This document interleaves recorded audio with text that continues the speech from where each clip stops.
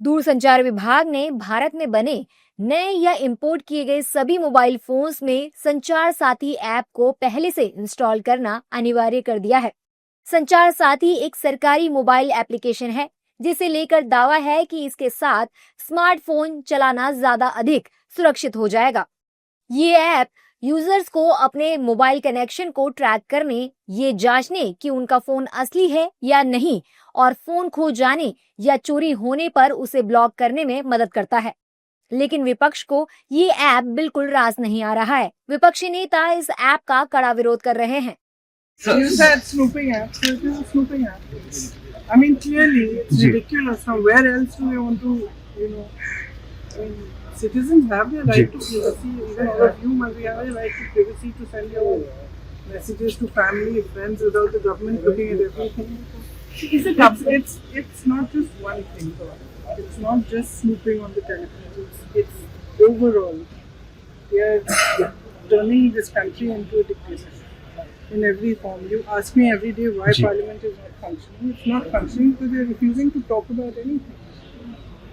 So it's very easy to blame the opposition. But the fact is they are not allowing any discussion on anything. देश को हम कहाँ लेके जा रहे हैं? आप सिक्योरिटी के नाम के ऊपर आप सिंगापुर की तरह क्यों नहीं करते? वो कहीं भी एक आदमी भी कहाँ मूवमेंट कर रहा है उनको पता होता है कौन मूवमेंट कहाँ कर रहा है, लेकिन आप लोगों के मोबाइल में घुसकर उनकी निजता का हनन करेंगे तो आप कहाँ लेके जाना चाहते हो? नॉर्थ कोरिया बनाना चाहते हो कि बाल भी आपकी तरह कटवाएं, कपड़े भी आपकी तरह पहने, क्या खाएं, क्या पिएं, किस तरह सोएं, किस तरह हंसें, किस तरह बैठें, ये सब कुछ आप तय करोगे? देखिए, ये सरकार की प्रायोरिटी है कि लोगों की प्राइवेसी खत्म हो जाए, जबकि संविधान में प्राइवेसी की प्रोटेक्शन की बात कही गई है। अब ये सरकार पहले पेगासस लाई थी जिससे सबकी प्राइवेसी खत्म हो चुकी है। हमने जैसा सुना है पेगासस के बारे में कि अगर आपका एंड्रॉइड टीवी ऑन है तो आपकी वीडियो कमरे की कहीं भी पहुंच सकती है, कहीं भी जा सकती है। आपके मोबाइल में आप जो बात कर रहे हैं, अगर आपका नेट खुला हुआ है तो मोबाइल से आपकी बातें कोई और भी सुन सकता है। So if I feel the need for something, I can download that app. If I don't feel the need for it, I shouldn't have to download it. That's true for all of us. It's common sense. Why it is being made compulsory, that the government has to explain.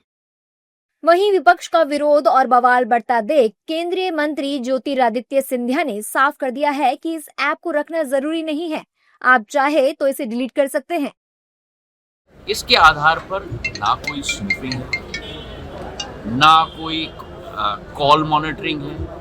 अगर आप चाहते हो तो इसको आप activate करो, अगर आप नहीं चाहते तो इसे एक्टिवेट मत करो, ऑप्शनल। सुनिए ना, अगर आप इसको अपने फोन पे रखना चाहते हो तो रखो, अगर आप इसको डिलीट करना चाहते हो तो डिलीट करो।